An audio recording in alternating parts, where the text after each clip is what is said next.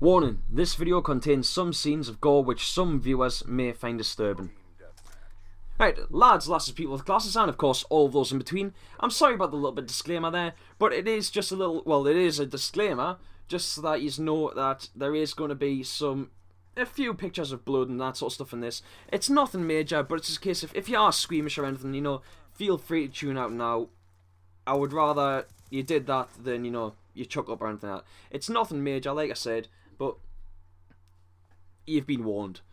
So anyway, basically, what happened? Well, in case you hadn't already guessed by the title of this video, in September of this month, what the fuck am I going on about?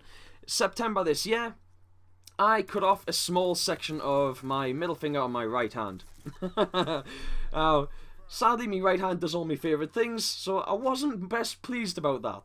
But basically what happened was, and I'm going to jump straight into it here, was I just turned up at work, decided I was going to have myself a cup of coffee. I mean, literally, I just turned up at work, just phoned up and said, I'm here. Put the kettle on and dropped my coffee cup. When I went to pick it up to see how badly broken it was, part of my body decided that it wanted to vacate the premises and ended up over a metre away from us somehow. I'm still not even sure exactly how that happened. But it did. And it wasn't the most pleasant feeling, but I was actually quite surprised at how little it hurt. And I think the reason for that is I might have actually cut through, or, you know, cut off a nerve, because now that finger, I mean, the other part, round where I cut off, feels fine. But that part, the scar tissue, now, it just doesn't have the same feeling anymore. I mean, it's obvious that's going to happen, but it just feels strange. I mean, it hurts a bit, like, you know, it's just like a niggling pain if I actually press on it. But anyway, look, I'm getting off topic here, how I did it. So yeah, I did that, and one of the guys I was actually working with, who you may actually recognise from some of my previous videos, Jobo, I was working with him and another lad on that day, and Jobo actually thought that I was winding him up. He thought that I was having a laugh, and when we called on him to come and help, he thought that the piece of finger that was away from my body was actually a joke, and he went to stand on it. So me and the other guy had to go like, no, don't! I'm trying to see if I can get that stitched back on. But it turned out that that was not to be. Sadly, that part of my body is no longer attached, and I was told by the doctor it was a case of just, you know, waiting, let it heal back up. It wasn't, you know, like I've said a couple of times in the video, it wasn't like it was a massive section of us or anything like that.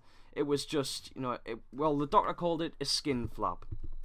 So, like I said, I wasn't overly happy with the fact that it had been removed, but there we go. So anyway, seeing as I then had to go to hospital, you know, we phoned up and I told work I had to leave the site, and Jobo did the best he could to bandage it up. I'm sorry if you ever happen to be watching this, Jordan, but the bandaging wasn't brilliant. It did the job it was required for, but it did look a bit of a mess, and here's the picture. Which, you know, like I said, it did the job, but not fantastic. And anyway, look, but by the time that I actually got in to see a doctor, I must have been in the waiting room for about a good half an hour.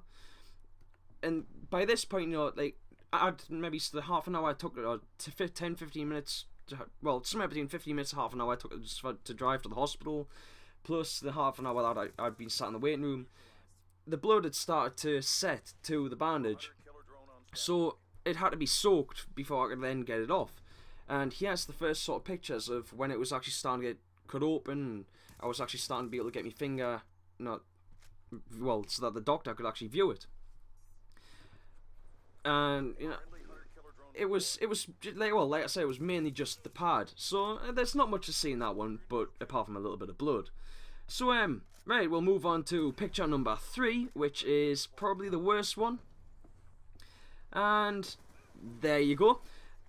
That one, you can actually see, you know, like what sort of section actually removed there. And for how I did it, I consider that to be quite a big section of finger to be removed by a coffee cup.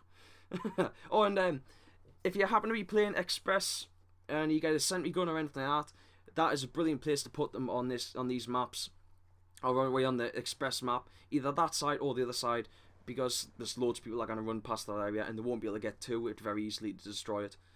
So anyway, right, back to the finger. So, like I said, I mean, it didn't particularly hurt a lot, but it was throbbing, but it wasn't really hurting as much as I was expecting it to be. And the doctor did also numb it so that he could work on it a little bit easier. But I think that was more for because I mean he was going to be dabbing on it and jabbing at it and stuff, so it would have. It was just more for my comfort. But here we'll go with the last picture, and that should come up right about now. And apart from the blood drop there, you can see, you know, what the sort of arc on the finger, of how much it actually cut off. You know, I know I keep saying it wasn't much, but basically this is part of the reason why I haven't really been uploading much in the way of Call of Duty videos lately. And it was over the past couple of months, and it was because it hasn't been comfortable for us to actually play it. It took a couple of weeks for my finger to actually heal, so it was standard where I could actually use it. I was having to have it all bandaged up properly and everything. And even now, like I mentioned, because of my finger being a bit dodgy when I touch things, I still can't pull the trigger the same way as I used to on the controllers. But anyway, that has been my story about how I removed a part of my body with a coffee cup. I hope you've enjoyed it. If you have, please let us know. And my name is Hallslash. I hope you've enjoyed the video, and I shall see you next time.